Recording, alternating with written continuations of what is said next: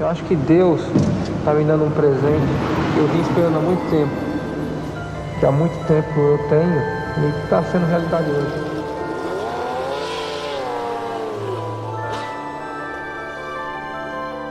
A largada, ela é muito importante. Sobe o ronco dos motores. Vai pintar o sinal vermelho. Pintou o vermelho. Vai pintar o verde. Vamos para a largada. Sinal verde. Senna larga na quarta posição. Pode perder a quarta posição. Uma manobra esquisita de Schumacher. Recupera a quarta posição. Deixa Michael Schumacher atrás dele.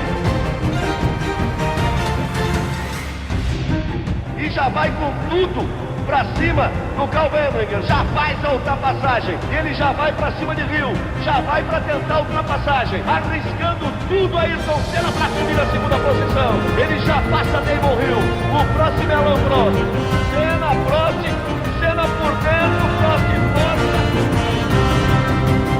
Ayrton Senna vai pra ponta, a pista molhada, Senna passa por Wendlinger, passa por Hill, passa por Prost, vai embora Ayrton Senna na primeira posição.